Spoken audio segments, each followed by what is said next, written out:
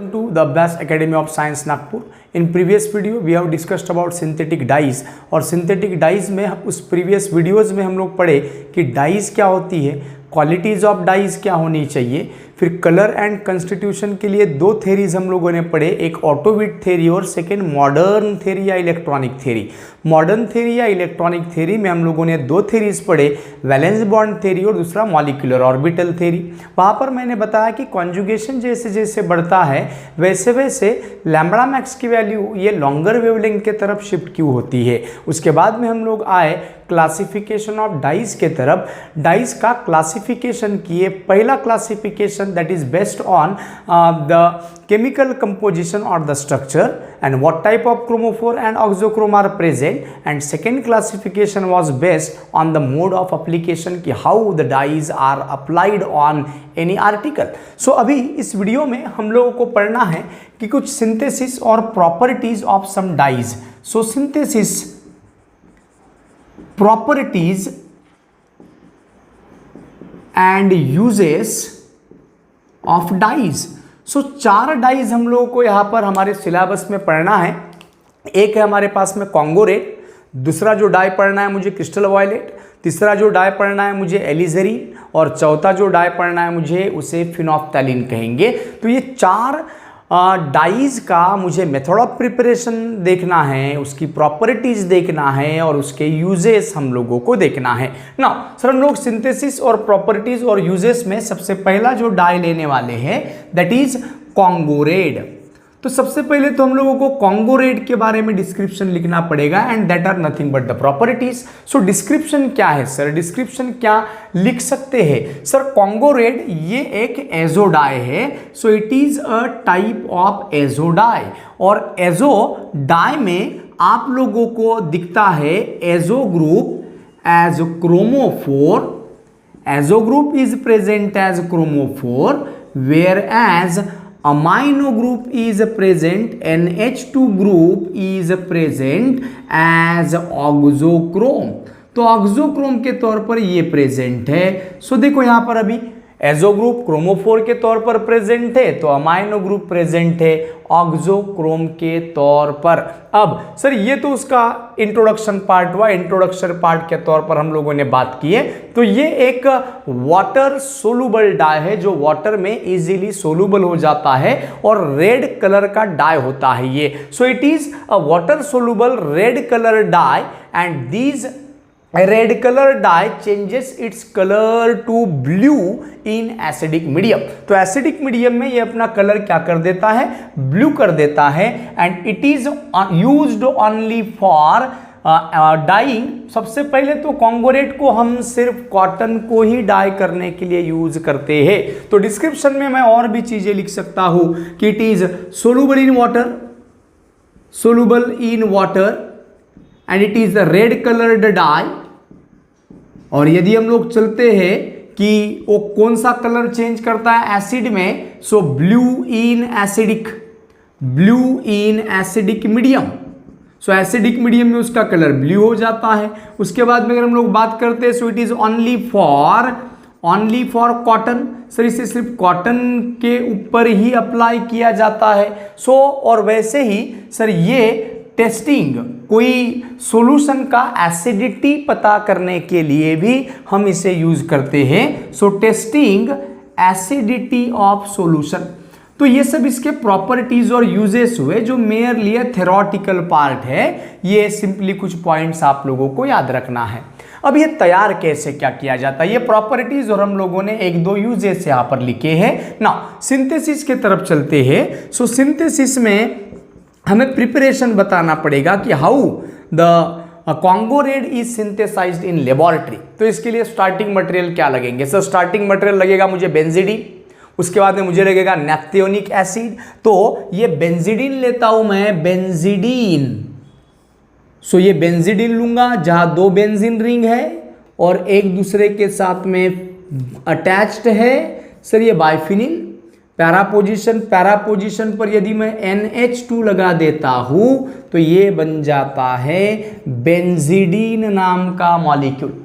तो ये बेंजीडीन नाम का मॉलिक्यूल आपके पास में है।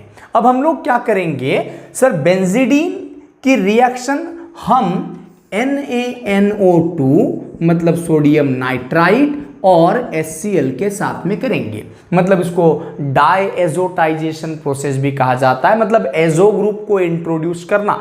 और जब हम लोग इसका डायएजोटाइजेशन करते हैं, so here eight cold condition, cold condition में हम लोग ये डायएजोटाइजेशन करते हैं। सो ये रहा आपका बेंजीडीन, और इस बेंजीडीन की रिएक्शन में सोडियम नाइट्राइट और HCl के साथ में करता हूं in cold condition. So what type of reaction will carry out there, so किस तरीके से रिएक्शन होगी। तो ये जो NH2 ग्रुप है, ये NH2 ग्रुप बन जाएगा N2Cl में, या फिर हमारे N2+ और ये होता है Cl-।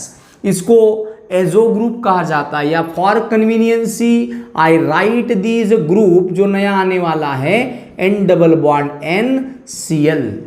तो ये जो ग्रुप तैयार होगा इसको हम लोग एजो ग्रुप कहते हैं। सो डायएजोटाइजेशन प्रोसेस, जैसे रिएक्शन लेफ्ट हैंड साइड में राइट हैंड साइड में हुई, वैसे ही रिएक्शन लेफ्ट हैंड साइड में भी होगी, और लेफ्ट हैंड साइड में भी उस पूरे ग्रुप के जगह पर कौन आ जाएगा, N+NCl, एक्चुअली होता है N2+Cl-।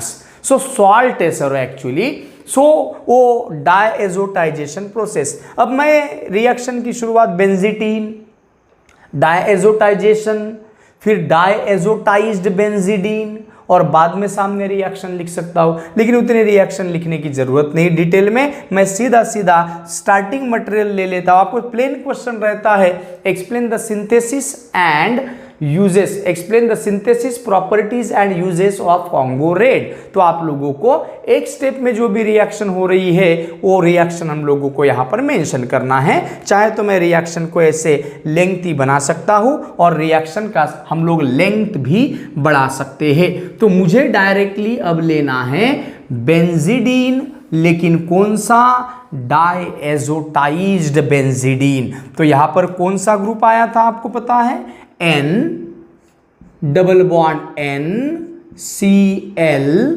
और इधर भी वैसे ही N+NCl।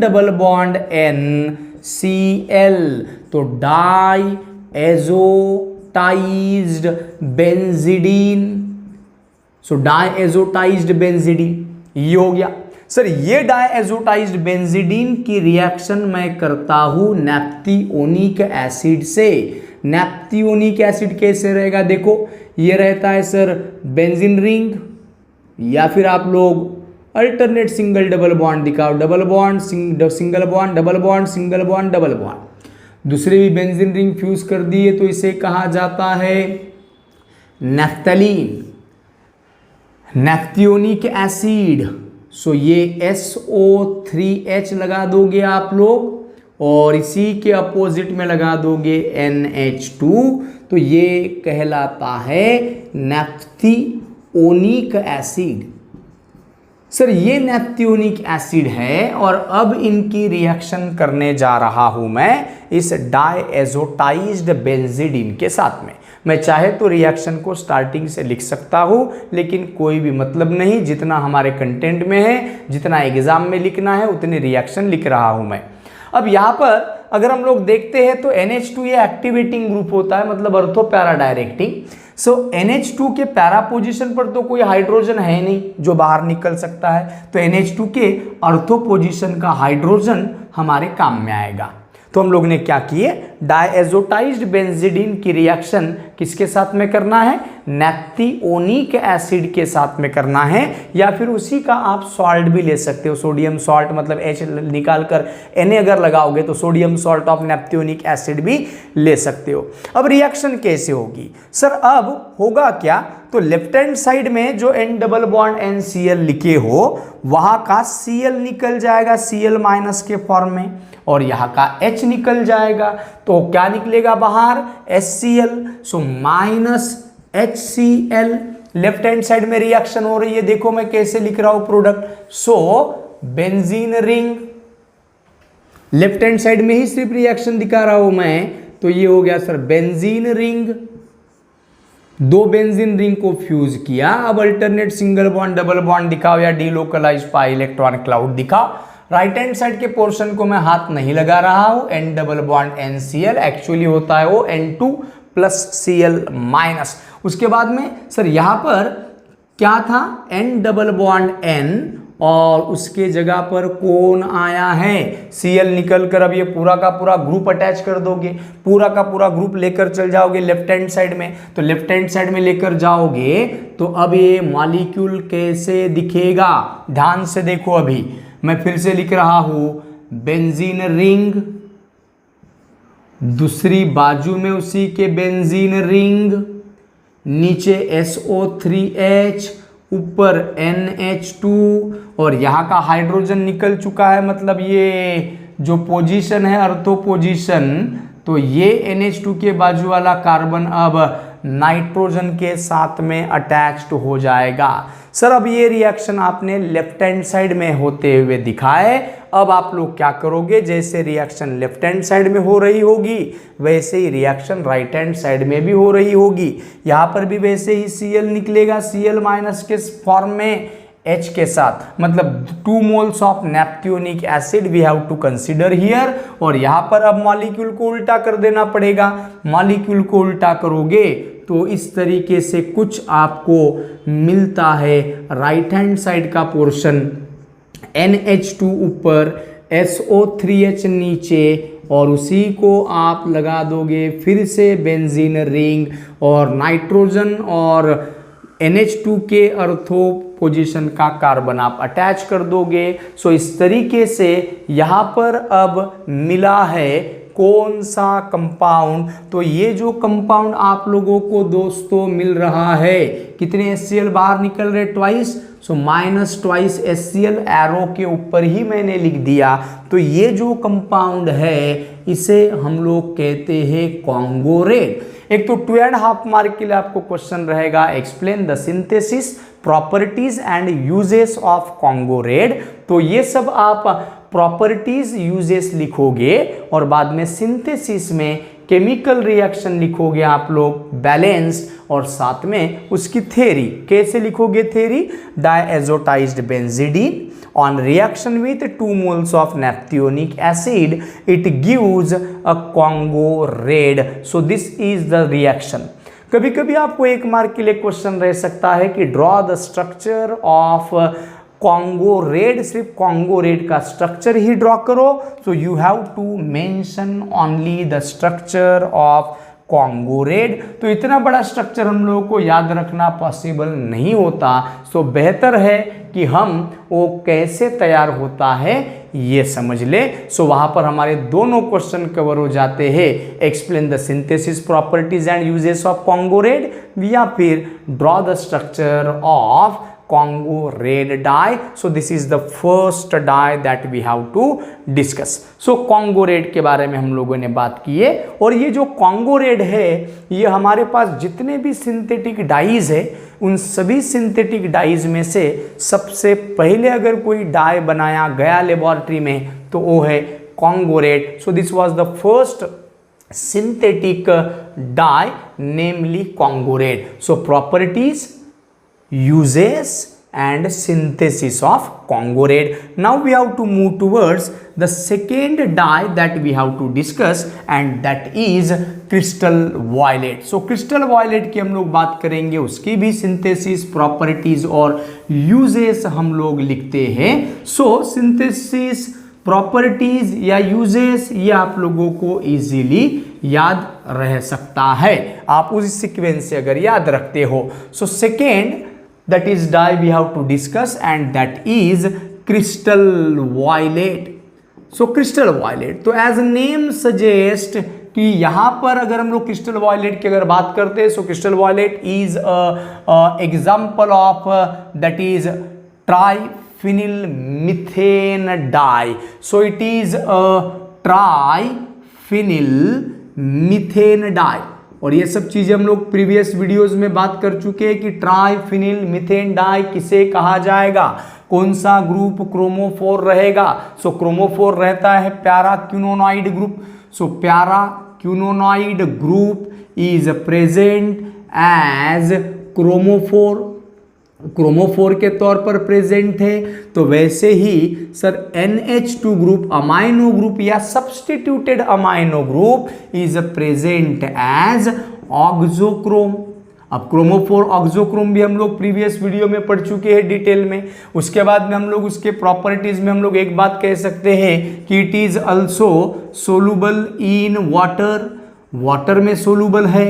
उसके बाद में अगर हम लोग बात करते हैं so strongly acidic medium, so it is green in colour. उसके बाद में अगर हम लोग बात करते हैं यूजेस की, so it is used in printing ink, printing purpose के लिए जो इंक यूज करते हो सर वहां पर हम लोग क्रिस्टल वायलेट यूज करते हैं। सिल्क और ऊल के लिए ही यूज किया जाता है। और ये एक बेसिक डाई है, बेसिक डाई जो NH2 प्रेजेंट रहने की वजह से यहाँ पर दिख रहा है। देखो सामने क्या होगा, किस तरीके का सिंथेसिस होगा। सो सिंथेसिस के तरफ जा रहा हूं मैं। So what is the synthesis of crystal violet. तो सबसे पहले तो आप लोगों को ये प्रॉपर्टीज ध्यान में रखना पड़ेगा कि it is example of triphenyl methane dye where paraquinonoid group is present as chromophore and amino or substituted amino group is present as oxochrome. It is soluble in water and which is violet colored. It converts or it turns green in acidic medium and it is used in printing ink and it is used mainly for dyeing silk and wool. So these are the properties and uses of the dye and that is crystal violet. Now अभी हम लोग उसके synthesis के तरफ चलते हैं। तो synthesis के लिए मुझे जगह कम पड़ेगी तो मैं ये पॉइंट्स को यहां से मिटा देता हूं।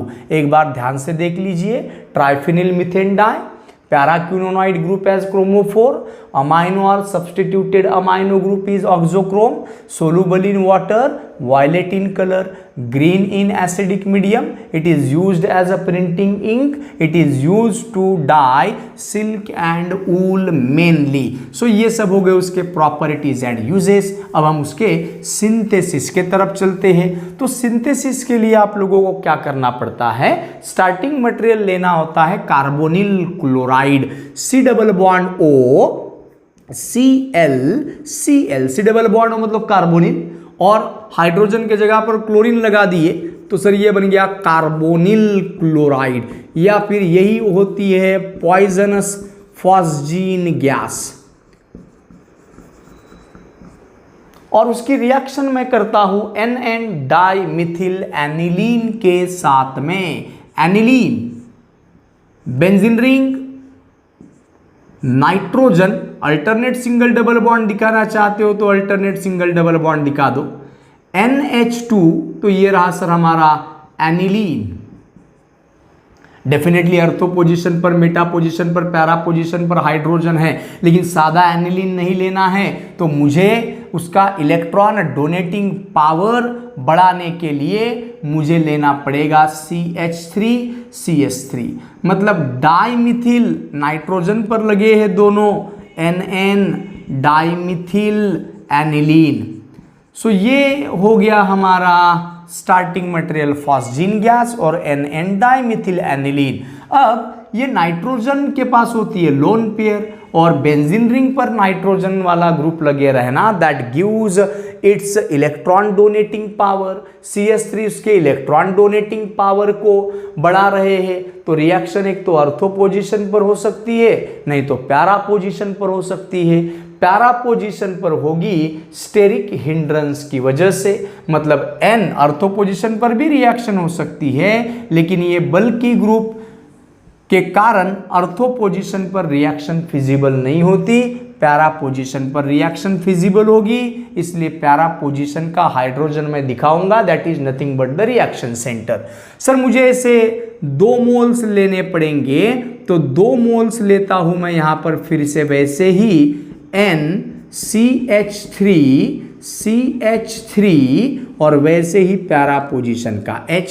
So here phosgene gas is treated with NN dimethyl aniline. So 2 moles we have to take here. So जैसे ही आप लोग 2 moles के साथ में उसके रिएक्शन करोगे, so what type of reaction will take place? Sir ये कार्बन से लगा हुआ क्लोरीन ये पैरा पोजीशन के हाइड्रोजन के साथ में बाहर निकल सकता है, पैरा पोजीशन का हाइड्रोजन क्लोरीन के साथ में बाहर निकल सकता है। We don't want to go towards the mechanism, जहां मैकेनिज्म रहेगा सिलेबस में डेफिनेटली हम लोग उसका मैकेनिज्म विद प्रॉपर एक्सप्लेनेशन देंगे ही, लेकिन यहाँ मैकेनिज्म वगैरह पूछना नहीं है, तो यहाँ पर आप जैसे याद रखना चाहते हो वैसे याद रखिए। चलो 2 मोल HCl बाहर निकले, -2 HCl एरो पर ही लिख दिया। अब दोनों मॉलिक्यूल को फ्यूज करो, ऑक्सीजन डबल बॉन्ड कार्बन। अब कार्बन पर लगा है ये पूरा रिंग वाला ग्रुप, मतलब benzene ring, alternate single double bond NCH3CH3। वैसे ही उसी कार्बन पर लगा है ये नीचे वाली बेंजीन रिंग। सो ये रहा हमारा सेकेंड बेंजीन रिंग।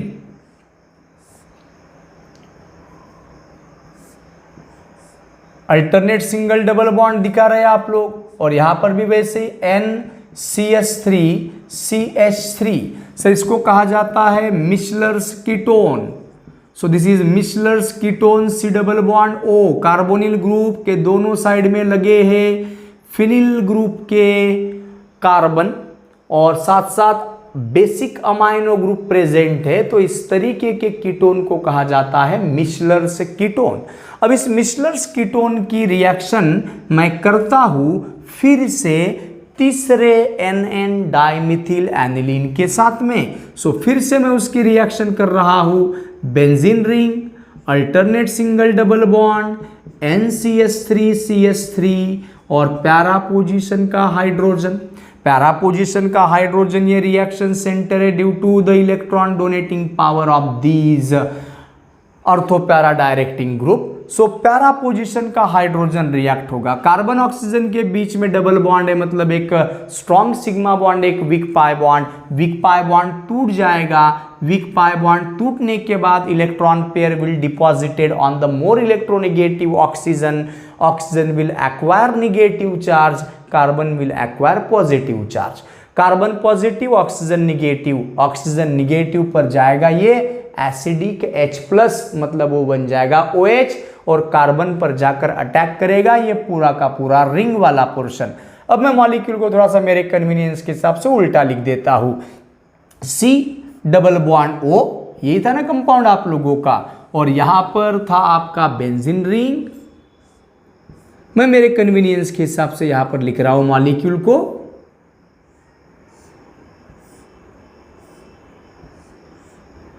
ये alternate single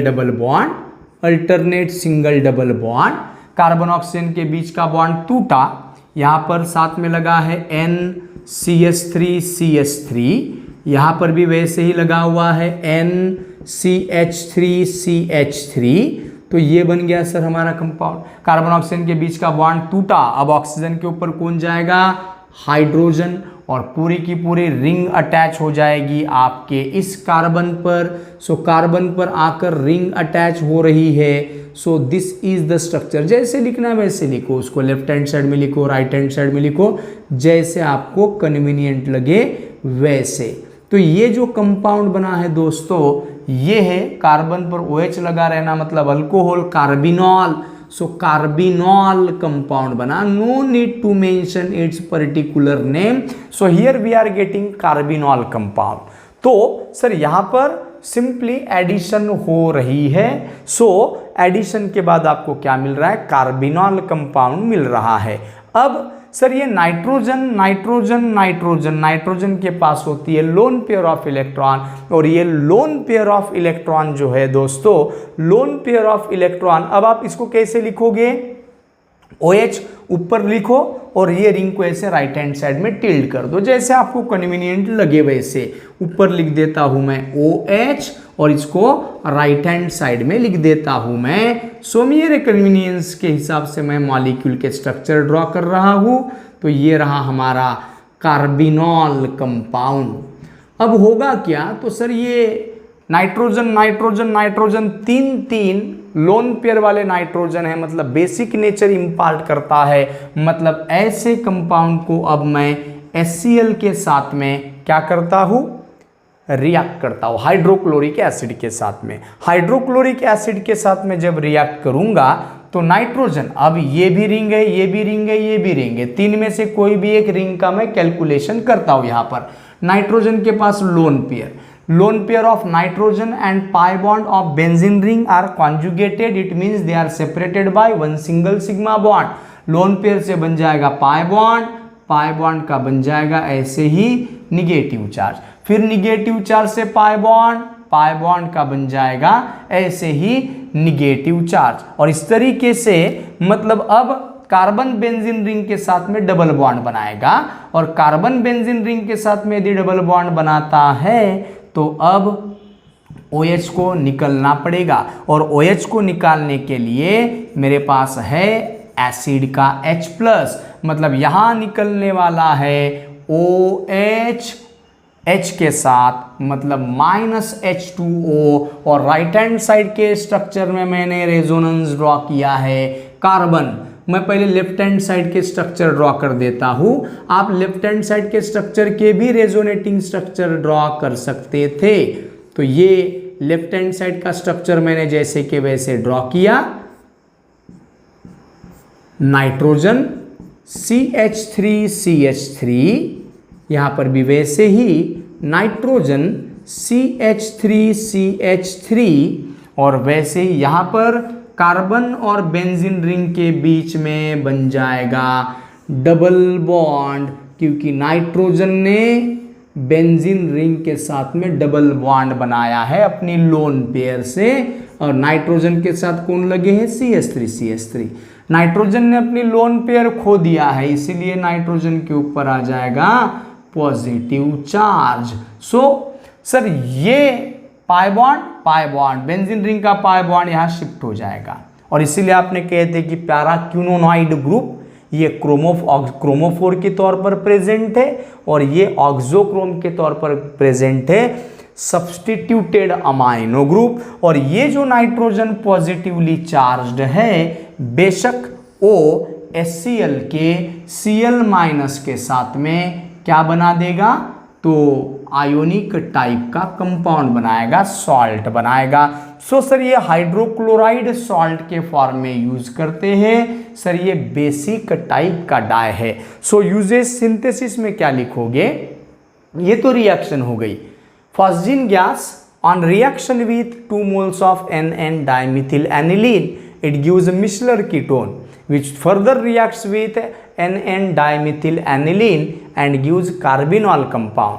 Now this carbinol compound on reaction with acid HCl it gives such type of a compound in the form of their hydrochloride salt, and this is nothing but the structure of crystal violet। तो ये रहा हमारे crystal violet का structure. Exam में रहेगा what write explain the synthesis uses and properties of crystal violet. तो मैंने properties और यूजेस पहले ही आपको एक्सप्लेन करके दिया, और ये रहा सिंथेसिस जहां आपको केमिकल रिएक्शन लिखना है, और केमिकल रिएक्शन के बाद उसी केमिकल रिएक्शन की थ्योरी भी हम लोगों को मेंशन करना है। ये हो गया हमारा second dye, and that is crystal violet। And now we have to move towards the third dye, and that is alizarin। एलिजरीन नाम का डाई हम लोगों को यहाँ पर पढ़ना है। और एलिजरीन की अगर बात करते हैं तो एलिजरीन ये आपके वाटर में इनसॉल्युबल है। पहले दोनों जो डाई हम लोगों ने पढ़े ये वाटर सोलुबल थे, और अब जो दो डाई पढ़ने वाले हैं ये दोनों डाई आपको वाटर इनसॉल्युबल दिखते हैं। अब यहाँ पर हम लोग देखते हैं कि एलिजरीन की प्रॉपर्टीज क्या क्या है और उसके यूजेस क्या क्या है। प्रॉपर्टीज में आप लोगों को सबसे पहले तो बताना पड़ेगा कि सर ये एंथ्राक्यूनोन टाइप का डाई है। It is an example of anthraquinone. Anthraquinone dye. Anthra मतलब मैंने आपको जब इसका डिस्क्रिप्शन बताया था तो आपको मैंने बताया था कि its structure resembles with the structure of anthracene, और यहाँ पर क्यूनोनॉइड ग्रुप प्रेजेंट होता है क्रोमोफोर के तौर पर, और इसीलिए उसे कहा जाता है anthraquinone. Anthraquinone dye consisting of paraquinonoid group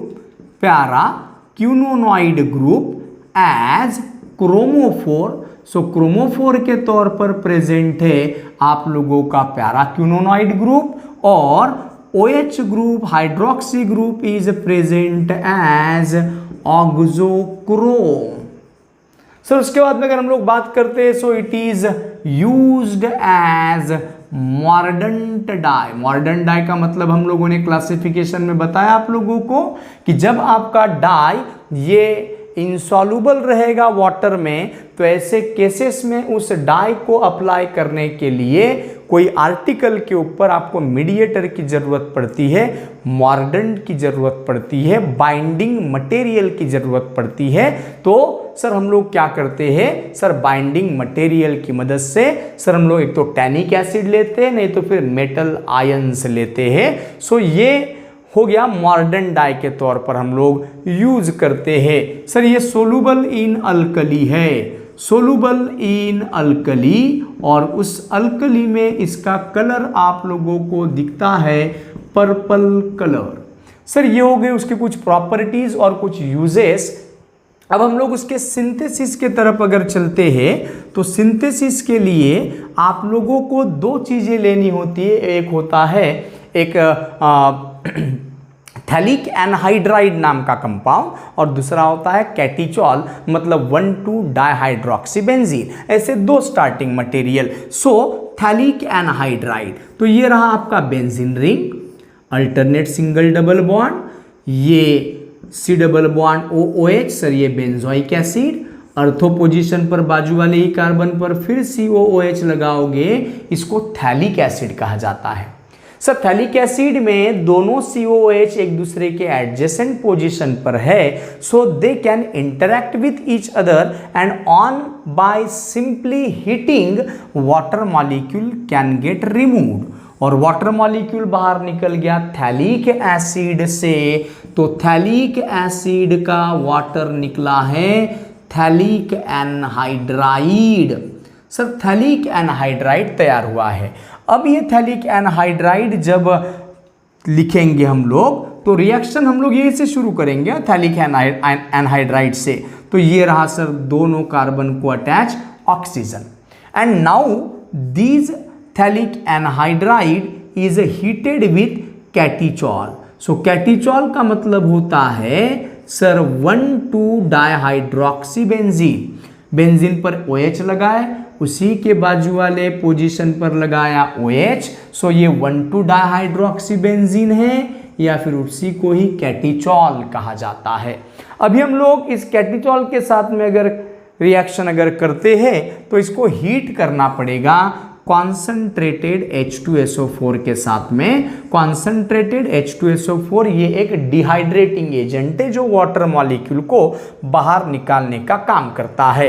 अब सर ये OH एक्टिवेटिंग ग्रुप, सो एक्टिवेटिंग ग्रुप है तो अर्थो पैरा डायरेक्टिंग है। ये OH के बाजू वाला कार्बन अर्थो कार्बन, और अर्थो पोजीशन पर रहेगा एक हाइड्रोजन, हम शो नहीं करते लेकिन इट इज अंडरस्टूड वहां पर है।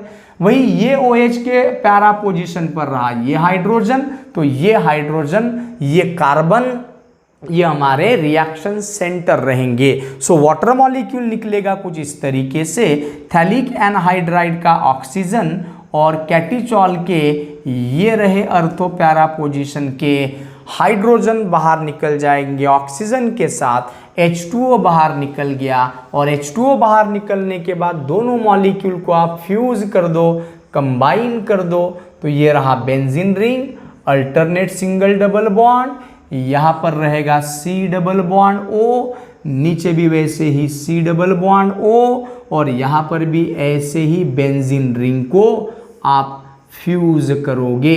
तो ये हो गया सर हमारे पास में बेंजीन रिंग, और OH जैसे के वैसे लगे हुए हैं। तो ये जो कंपाउंड आप लोगों को दिखता है सर, इस कंपाउंड को कहेंगे हम लोग एलिजेरिन नाम का डाई। बेंजीन रिंग की तरह structure, benzene ring sir 3 benzene ring जब फ्यूज रहती है तो उसको कहा जाता है एंथ्रासीन, और the structure resembles with the structure of anthracene, and here quinonoid group is present. देखो ना यहाँ पर कार्बन पर लगा है O, कार्बन पर लगा है O, मतलब para quinonoid group is present as chromophore and hydroxy group is present as auxochrome. तो ये हो गया एलिजेरिन। थ्योरी कैसे लिखोगे? Phthalic anhydride on heating with 1,2-dihydroxybenzene with inorganic acid like concentrated H2SO4, it undergoes a dehydration and gives the required compound that is alizarin। तो ये हो गया properties and uses of third type of dye and that is alizarin। And now the fourth type of dye that we have to explain here and that is phenolphthalein। वैसे तो हम लोग phenolphthalein को generally die के तौर पर use नहीं करते, उसको यूज किया जाता है किसके तौर पर? उसको यूज किया जाता है इंडिकेटर के तौर पर एसिड बेस टाइट्रेशन में। So fourth type of dye that we have to discuss and that is phenolphthalein. Phenolphthalein sir यहां पर फिनोफ्थैलीन में कहेंगे हम लोग this is a type of phthalein dye, या फिर कह सकते it is a subtype of triphenyl methane dye, triphenyl methane dye, जहां पर हम लोग क्रोमोफोर के तौर पर अगर बात करते हैं तो देखते हैं क्या क्रोमोफोर है और क्या ऑक्सोक्रोम है। तो यहाँ पर hydroxy group is present as auxochrome और generally orthoquinonoid group is present, orthoquinonoid group भी रहता है, पैराक्यूनोनाइड ग्रुप भी प्रेजेंट रहता है ट्राइफिनिल मिथेन डाई में। सो अर्थोक्यूनोनाइड ग्रुप एज क्रोमोफोर। उसके बारे में अगर हम लोग बात करते हैं so it is insoluble in water. Sir ये भी वाटर इनसॉल्युबल है और यदि उसका आप बेसिक कलर अगर देखते हो तो कलरलेस होता है, कलरलेस इन एसिडिक मीडियम। लेकिन जैसे ही बेसिक मीडियम में ऐड करोगे so it gives pink colouration, so pink colouration in basic medium. तो इसको हम लोग खास तौर पर इंडिकेटर के तौर पर ही यूज करते हैं, डाई के तौर पर जनरली हम लोग इसे यूज नहीं करते। तो ये कुछ डिस्क्रिप्शन हुआ, मतलब properties and uses of phenolphthalein indicator. Now we have to move towards the synthesis and this can be synthesize in the following way where we have to take here phthalic anhydride. यहां पर भी मुझे वैसे ही लेना पड़ेगा phthalic anhydride C double bond O और ये ऑक्सीजन। तो ये रहा सर हमारा थैलिक एनहाइड्राइड। तो ये थैलिक एनहाइड्राइड स्टार्टिंग मटेरियल के तौर पर यूज करते हैं, इसलिए उसको हम लोग कहते हैं कि थैलीन डाई है। थैलिक एनहाइड्राइड का पार्ट होता है उसमें and that's why it is called as phthalein dye. So phthalic anhydride के साथ में अब मैं रिएक्शन करता हूं फिनॉल के साथ में। फिनॉल मतलब बेंजीन रिंग और यहां पर लगा दिए OH, यहां पर भी वैसे ही बेंजीन रिंग और यहां पर लगा दिए हमने OH। तो ये हो गया हमारा मॉलिक्यूल। अब हम लोग करेंगे क्या सर? अगर हम लोग इस थैलिक एनहाइड्राइड के तरफ अगर चलते हैं तो थैलिक एनहाइड्राइड में कार्बन होता है electron deficient centre, electron deficient. और इलेक्ट्रॉन डेफिशिएंट है मतलब उसके ऊपर कौन सा चार्ज है? पॉजिटिव चार्ज है। तो कार्बन ऑक्सीजन के बीच का बॉन्ड टूट जाएगा और बॉन्ड टूटने के बाद ये पूरा का पूरा ग्रुप उस कार्बन पर अटैक करेगा। वैसे ही दूसरी बार भी वैसे ही होगा, दूसरा बेंजीन रिंग भी अटैक करेगा वही कार्बन पर। So reaction will be carried out at the same carbon. एक तो आप ये ऊपर वाले कार्बन पर रिएक्शन दिखाओगे या नीचे वाले कार्बन पर रिएक्शन दिखाओगे। So this oxygen gets removed with the hydrogen present at the para position, and now this reaction has to be carried out in presence of concentrated H2SO4। so concentrated H2SO4 के साथ में heat करोगे तो अब molecule क्या बनता है देख लो। बेंजीन रिंग, थैलिक एनहाइड्राइड की बात चल रही है। यहाँ पर C, नीचे कौन है, C डबल बॉन्ड O, इधर कौन है, ऑक्सीजन, और ये ऑक्सीजन कार्बन के साथ अटैच्ड। अब ये फिनॉल वाला ग्रुप लगा दो यहाँ पर दोनों साइड में, तो यहाँ पर लगा दोगे आप फिनॉल वाला पार्ट, ये रहा सर फिनॉल वाला part, alternate single and double bond, तो ये रहा सर फिर से हमारा फिनॉल वाला पार्ट। तो ये होता है सर फिनोफ्थैलीन नाम का इंडिकेटर, फिनोफ्थैलीन नाम का इंडिकेटर। अब ये बेसिकली कलरलेस कंपाउंड है और एसिडिक मीडियम में भी ये कलरलेस ही है, लेकिन जैसे ही इसमें आप बेस डालते हो OH माइनस, तो बेसिक मीडियम में ये कलर क्यों चेंज करता है। ये तो एक कॉमन सा एग्जाम्पल है, इसके लिए मैं उसकी बात बता रहा हूँ कि इंडिकेटर ऐसे क्या करता है। एसिडिक एसिड इसके साथ में रिएक्ट करेगा नहीं, क्योंकि ये खुद एसिडिक नेचर के फिनॉलिक OH ग्रुप प्रेजेंट है, इसलिए सर वो कलरलेस दिखता है आप लोगों को एसिडिक मीडियम में। लेकिन जैसे ही बेसिक मीडियम आ जाएगा, तो बेसिक मीडियम मतलब OH माइनस, ये सर इस फिनॉल के हाइड्रोजन को बाहर निकाल कर खींच लेंगे। OH माइनस H प्लस को खींच लेगा, ऑक्सीजन के ऊपर कौन सा चार्ज आएगा, निगेटिव चार्ज। निगेटिव चार्ज रहने की वजह से अब निगेटिव चार्ज और बेंजीन रिंग का पाई बॉन्ड, उसके बीच में सिंगल सिग्मा बॉन्ड, तो कॉन्जुगेटेड रेजोनेंस होगा, निगेटिव चार्ज से पाई बॉन्ड और पाई बॉन्ड का निगेटिव चार्ज, मतलब अब कॉन्जुगेशन बढ़ गया है पहले की तुलना में। जब लोन पेयर से कॉन्जुगेशन होता था, अब निगेटिव चार्ज से कॉन्जुगेशन हो रहा है, रेजोनेंस हो रहा है। इसका मतलब सर ये रेजोनेंस ज़्यादा इफेक्टिव है, and that's why the value of lambda max shift towards longer wavelength, और जाकर विजिबल रीजन में चले जाता है लैम्बडा मैक्स का value, and that's why in basic medium this compound seems to be pink colored. So this is all and all about the dyes. So हम लोगों ने सिंथेटिक डाइज नाम का जो टॉपिक है, इस यूनिट से रिलेटेड वो टॉपिक हम लोगों ने कंप्लीट कर चुके। अब नेक्स्ट जो वीडियो रहेंगे वहाँ पर हम लोग पढ़ेंगे उसी यूनिट का एक टॉपिक, जिसको हम सिंथेटिक डाइज, सिंथेटिक पॉलीमर और सिंथेटिक ड्रग्स, ऐसे 3 टॉपिक यहाँ पर पढ़ना है। तो इस यूनिट में से एक टॉपिक हम लोगों ने कंप्लीट कर चुके हैं। जितना डाटा आपका सिलेबस में है उतना कंटेंट पूरी तरीके से हो चुका है। नेक्स्ट वीडियो में हम नया टॉपिक इसी यूनिट का डिस्कस करेंगे। So today we have to stop here. Thank you so much.